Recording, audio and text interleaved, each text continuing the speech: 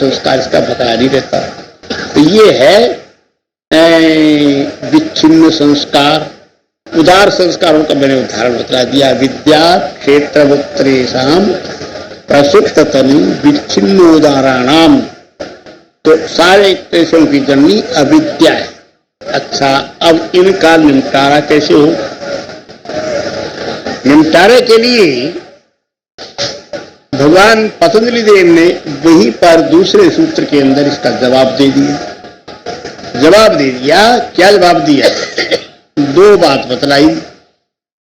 ध्यान हेयस्तद वृत्तया, ये सारी की सारी वृत्तियां ध्यान योग के द्वारा खत्म की जा सकती हैं। एक तो ये उपाय बताया और दूसरा उपाय बताया प्रतिप्रसव हेया सूक्ष्म। सूक्ष्म जो संस्कार हैं वो मनुष्य लयता को प्राप्त करके ही काट पाता है। ये कौन खड़ी? बैठा लो, इसका ध्यान लग गया होगा। बैठा लो। प्रतिप्रसव हेया सूक्ष्म। खैर तुम मेरी तरफ ध्यान रखो, अब उसका ध्यान मत करो, तुम मेरा ध्यान करो। प्रतिप्रसव हेया सूक्ष्म। उन संस्कारों को निपटाने के दो तरीके रहे। एक तो ये ध्यान हेयास्तद वृत्तया, वो सारी की सारी वृत्तियां ध्यान के द्वारा कट जाती हैं। ध्यान का अर्थ जानते हो? ध्यान का अर्थ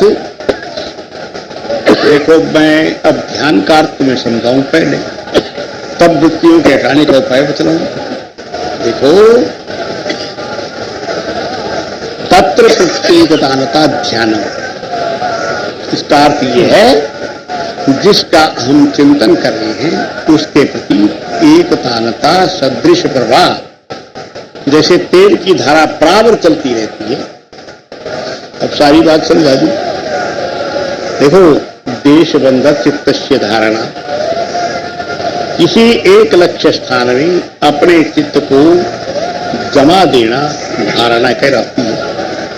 कैसे? ये मेरा हाथ है, हमने इसमें अपने चित्त को जमा दिया, ये धारणा बन गई, इसका नाम।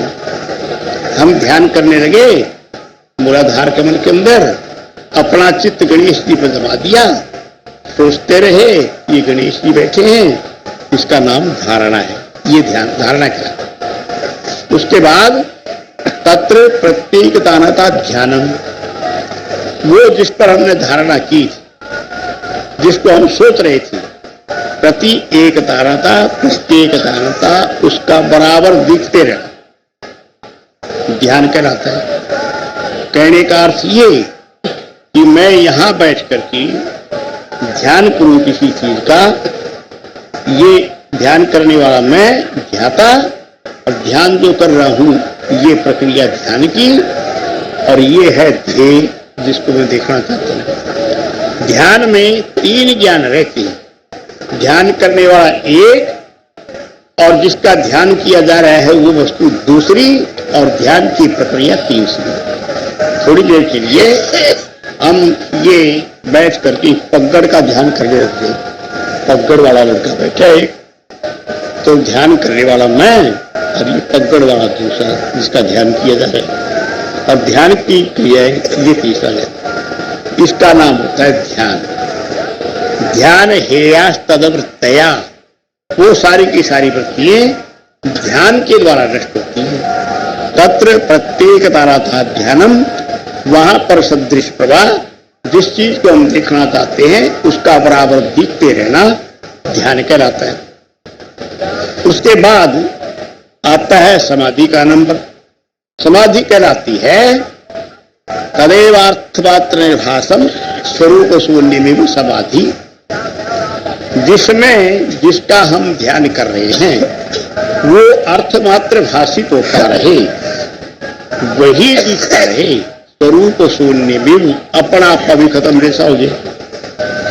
कहने का अभिप्राय ये है कि हम ध्यान कर रहे हैं गणपति जी का, तो ध्यान करते करते हम अपने आप को गणपति देखने लग गए।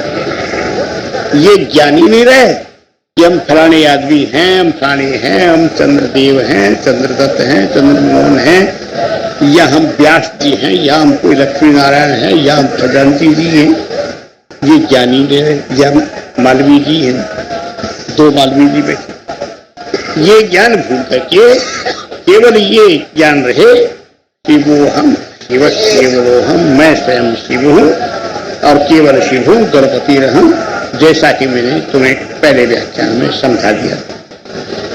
जो लोग इस प्रकार से ध्यान में लय हो जाते हैं, जो लोग शिव रूप में लय हो जाते हैं, तो हजारों जगह देखते हैं उन्हीं का पूजन हो रहा है। मैंने कल उदाहरण में ये बात समझाई भी थी कि एक आदमी, उदाहरण में ये बात समझाई भी थी कि एक आदमी जिसको किसी अघोरी ने मारना चाहा था, तो उसने शिव शिव पुकार किया तो प्रभु जी तत्काल आ गए। तो इसी प्रकार से इसका नाम है ध्यान। धारणा, ध्यान और समाधि तीन संप्रज्ञात समाधि के अंग होते हैं, वो मैंने बतला दिया। क्या कहा पतंजलि जी ने? ध्यान हेया तदवृत्तया। जितनी हमारी क्लिष्टात्वी से वृत्तियां हैं, अच्छी बुरी वृत्तियां, वो ध्यान के द्वारा हटाई जा सकती है। कैसे? वो बात मैंने तुम्हें समझा दी पहले। आदमी जब ध्यान लगाकर बैठेगा, वो अंतर जगत में प्रवेश करेगा, तो शरीर के भोग जो स्थूल शरीर पाने वाले थे, वो उसके सूक्ष्म में निमट जाए। सूक्ष्म निमटने का अर्थ ये, जैसा किसी को सपना आ जाता है, स्वप्न में कोई अपने आप को मरता हुआ देख लेता है, तो लोग कहेंगे तेरी आयु बढ़ गई, संस्कार, तेरी मौत का संस्कार था कट गया। तो सूक्ष्म में ध्यान करने पर शरीर पर आने वाले कठिन कठिन भोग सूक्ष्म में निपट जाते हैं। उसके बाद उसको भोगने नहीं पड़ती कि क्या हुआ? ध्यान हेया तदवृत्तया। ये सारी की सारी वृत्तियां ध्यान के द्वारा निष्ठ की जा सकती है, किंतु ध्यान की भी श्रेणी होती है। ध्यान की श्रेणी में सबसे पहली बात तो ये है, उपनिषदों में और गीता में भगवान श्री कृष्ण ने अपने मुखारविंद से एक बात बताई है, यदि चंतो ब्रह्मचर्यम चरंती तत्ते पदम संग्रहेण प्रवक्षे ओम इत्येतत्। जिसको प्राप्त करने की इच्छा से लोग ब्रह्मचर्य व्रत का पालन करते हैं, ब्रह्मचारी बन जाते हैं। देखो तमाशा हो रहा है संसार के अंदर। तमाशा ये हो रहा है, ईश्वर ने शक्ति हमारे अंदर रखी, वीर्यम सी तद ब्रह्म, वीर्य ही ब्रह्म है, वही शक्ति है, किंतु दैवी ये सा गुणमयी मम माया दुरत्या। भगवान की अत्यंत दुस्तर माया, अत्यंत दुस्तर है, बहुत कठिन है। मामेव ये प्रपद्यन्ते माया मेतान सरन्ति ते। जो मेरी शरण हो जाते अनन्य भाव से, वही इस माया को कर सकते। जो अपना आपा खुद ही न रख करके खुद ही को खो देते हैं, वो माया के कलेशों से निकल जाते हैं, नहीं तो गिर जाते हैं। एक बात बताओ, ये माया वाली बात बताओ। हमारे एक गुरु भाई थे, उनका नाम था साईं दास। साईं दास बड़ा भारी शराबी, कबाबी, जितने व्यभिचारी, जितने दुर्व्यसन होने चाहिए थे, वो सारे उसके अंदर ढाप करके पूरे थे। उसकी माँ दुखी होकर के उसको अमृतसर से लेकर के आई प्रभु जी के चरणों में, ताकि वो दुर्व्यसन उसके छूट जाए किसी प्रकार। जिस समय वो साईं दास को लेकर के आई, आते ही आश्रम में जब खड़ा हुआ, तो वहां पर हमारी बहुत सी गुरु बहनें भी आई हुई थी, गुरु भाई भी आए हुए थे, गुरु बहनें भी आई हुई थी, छोटी उम्र की भी थी, बड़ी उम्र की भी थी। उस समय उन सब को देख करके उनमें भी कुवृत्ति बनानी शुरू की, कई छेड़खानी शुरू की, किसी को मुस्कुराना शुरू किया। ये हरकत उसकी देख करके श्री प्रभु ने जवाब दे दिया, इसको ले जाओ, ये हमारे पास रहने लायक नहीं। उसकी मां रोने लग गई कि महाराज ने तो आपकी शरण में लाई थी इसको आप हटा रहे हैं, ये कैसी। खैर वो दयामय है, बाद में उसको रख लिया। रख करके दूसरे दिन उसको ध्यान योग का उपदेश दे दिया, शक्तिपात किया, ध्यान में बैठाना उसको आरंभ किया। बस पहले दिन के शक्तिपात से 4-4-6 घंटे ध्यान में बैठा था। ध्यान में बैठा रहे बहुत देर, स्थिति बहुत उसकी ऊंची बल्कि चली गई। बल्कि मुझे एक बात याद आई, एक बार मैं और ऋषि मूर्ति जी खेल रहे थे। अब कभी ध्यान वगैरह में बैठते नहीं थे। उस समय साईदास ने गुस्से में आकर कहा, तुम्हें अपने जन्म मरण का ख्याल नहीं, तुम लोग चुपते रहते हो, खेलते रहते हो, न कभी भजन करते न ध्यान में बैठते न कुछ। हमें डांट दिया उसने। डांटना तो सत्य था, हमारे अंदर लड़पन था, बचपन की बुद्धि थी, खेल कूद में ज्यादा रहते थे। उस समय हमें डांटा। जब उसने डांटा तो श्री प्रभु जी आ गए बाहर कमरे से उठकर। कभी अरे साईदास क्या कह रहे थे, उनको क्यों डांट रहे? कि प्रभु जी ये कभी ध्यान में बैठते नहीं, कुछ नहीं, खेल कूद में रहते हैं।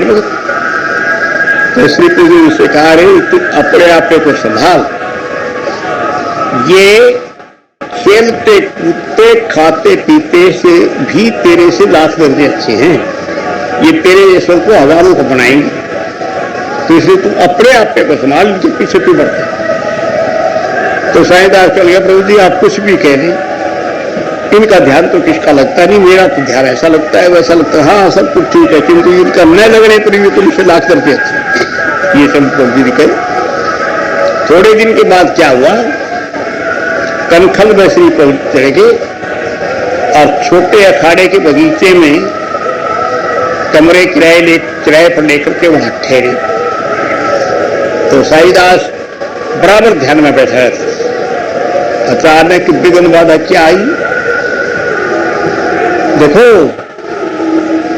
गुरु आज्ञा उल्लंघनीय, गुरुदेव की आज्ञा का उल्लंघन कभी नहीं करना चाहिए, जो कुछ वो कह दें मान लेना चाहिए। ये लेख है इस प्रकार का। साईदास के सामने एक समस्या आई। साईदास की मां उसके साथ थी, उनको एक शादी का न्योता आ गया अमृतसर का। उसकी मां ने कहा, प्रभु जी 2 दिन के लिए साईदास को भेज दो, अब 2 दिन के बाद फिर आपके चरणों में ही रहेगा, तो 2 दिन के लिए भेज दो। प्रभु जी कहने लगे, देवी तू इसको मत ले जा, तू ये 2-3 दिन इसको मत ले जा, फिर कहीं ले जाना, फिर नहीं गिरेगा, और कब लेगी कि गिर जाएगा। तो साईदास कहने लगा, प्रभु जी आप कहते हैं इस प्रकार की, अब मुझे संसार में कौन गिरा सकता है, कोई है ही नहीं, किसी के मां ने ऐसा कोई पैदा ही नहीं किया जो मुझे गिरा दे। तब प्रभु जी ने ये श्लोक बोला था वहां कि दैवी येषा गुणमयी मम माया धृत्या मामेव ये प्रपद्यन्ते माया मेदांतर। अर्थात ये देवी त्रिगुणात्मिका जो मेरी माया है वो अत्यंत दुष्कर है, जो मेरी शरण हो जाते हैं वो इस माया को तर जाते हैं, अन्यथा नहीं तर पाते। तो साईदास का भैया मुझे कोई नहीं गिरा सकता। तो कहिए साईदास 3 दिन मत जा तू यहां से, 3 दिन के बाद जाएगा तो तेरा पतन बिल्कुल नहीं होगा, हम गारंटी करते हैं, तू फिर गिरेगा नहीं, किंतु 3 दिन तू यहां से मत जा। अब यदि वो आज्ञा पालक होता तो कह देता कि अच्छा प्रभु जी में नहीं जाता, छोड़ देंगे शादी शुदी, क्या शादी तो होती रहती है।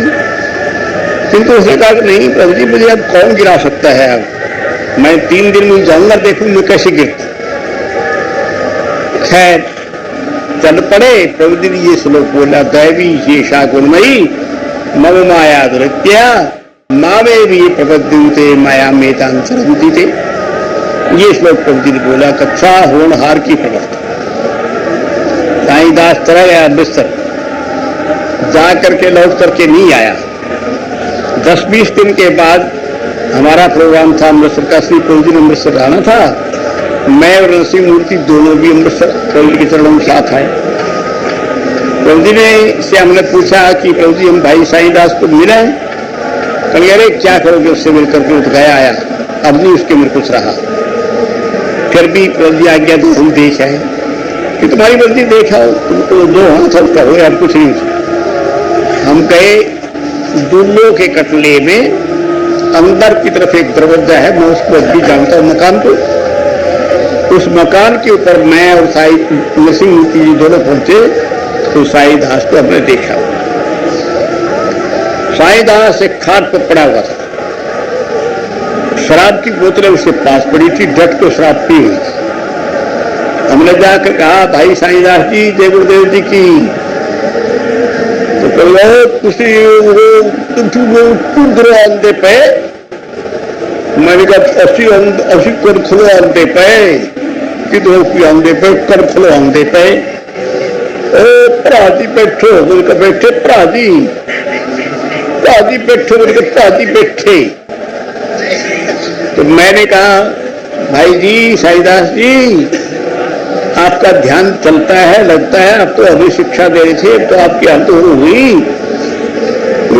ध्यान की लगाना, जी तस्वीर सोची थी सब आ जाती ने, जी तस्वीर सोची थी वही सब आ जाती। ध्यान की लगाना, समझ गए?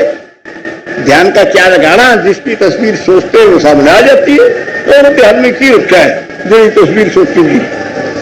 अब ये वृत्ति बढ़ेगी, इसकी देव की तस्वीर सोची थी सामने आ जाती। बस गिर गया बिल्कुल।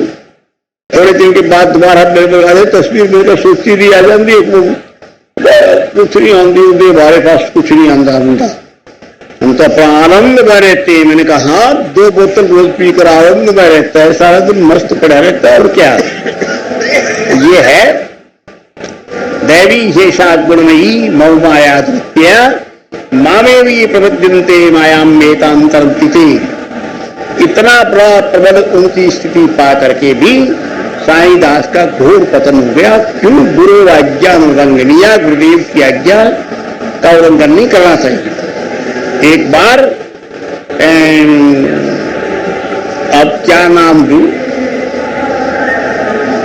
अपना नाम ले दूं मैं? बरसाने में था मैं, एक बार मैं कह देता। और होलियों के दिन आ गए थे। बरसाने की होली बड़ी मशहूर है, प्रख्यात है, देश विदेश के सब लोग होली देखने के लिए आते हैं। तो उसी प्रभु का मुझे पत्र मिला, चिरंजीव हमारे पत्र के देखते तुम फौरन चले आओ।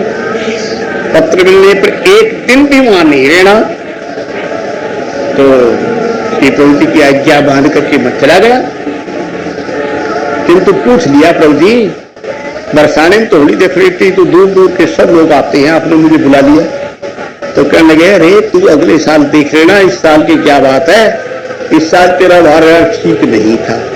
तो तरियामी जानते हैं, उन्होंने कोई संस्कार देखा होगा जिससे संस्कार बस मेरी हालत पर प्रभाव खराब पड़ता, इसलिए तत्काल बुला लिया। अगले साल अपने आप का अब चला गया होली देखने के लिए, कोई बात नहीं, अब तेरे पूछ लिया होगा। हम चले गए। ये था गुरु आज्ञा अनुलंघनीय। गुरुदेव की आज्ञा का उल्लंघन नहीं करना चाहिए, जो कुछ कहते उसका पालन कर लेना चाहिए। तो खैर, मैं जो बात बता रहा था, ध्यान हेयस तद्वृत्तया, जो लोग ध्यानाभ्यास करते हैं उनकी क्लिष्टाक्लिष्ट वृत्तियां, अच्छी बुरी वृत्तियां ध्यान के द्वारा विनष्ट हो जाती है। जैसे उदाहरण देख मैंने बता दिया, ब्रह्मचारी गोपाराम जी के शरीर पर वो भोग आया, किंतु क्योंकि वो ध्यानी योगी थे इसलिए थोड़ा सा आकर रह गया, और पिछले जन्म के इतिहास के अनुसार उनका उस हाथ कटने के अनुसार ही मृत्यु हो जानी थी। इसलिए का ध्यान हेयस तद्वृत्तया, वो सारी की सारी वृत्तियां ध्यान के द्वारा हटाई जा सकती।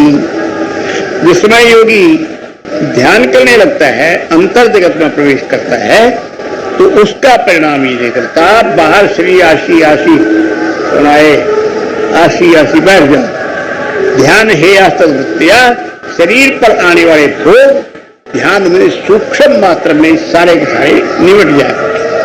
एक तरीकी दूसरी बात बतलाई, प्रतिप्रसव हेया सूक्ष्म, सूक्ष्म जो भोग रह जाती है ध्यान में बैठने पर, सूक्ष्म शरीर में जो भोग आने वाले हैं वो आने थे ना स्थूल शरीर पे, वो ध्यान के प्रभाव से सूक्ष्म शरीर बने पड़ते हैं। किंतु कुछ ऐसे संस्कार होते हैं सूक्ष्म में भी खत्म नहीं होती, उनका बीज भाव बना रहता है, दुग्गो रहते हैं। उनके लिए प्राप्त प्रतिप्रसव हेया सूक्ष्म, सूक्ष्म विषय सूक्ष्म सर्व है।